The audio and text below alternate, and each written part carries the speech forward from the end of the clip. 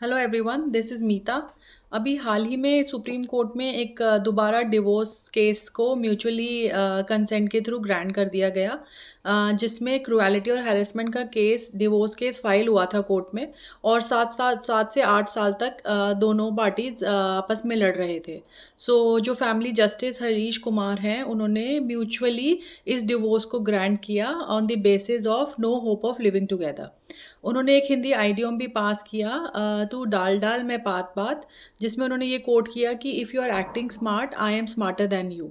सो उन्होंने ये बोला कि अगर आप दोनों को लगता है कि आपकी मैरिज में कोई होप नहीं है और आप दोनों आपस में नहीं साथ रह सकते हैं, तो कोई फ़ायदा नहीं है कि एक दूसरे को कोर्ट के राउंड राउंड घुमाएं और एक दूसरे का टाइम वेस्ट करें। इससे दोनों पार्टीज़ को तो नुकसान होता ही होता है और कोर्ट का भी टाइम वेस्ट होता है। सो इस केस में एक पार्टी फोर्स कर रही थी कि डिवोर्स देना है और दूसरी पार्टी डिवोर्स नहीं लेना चाह रही थी।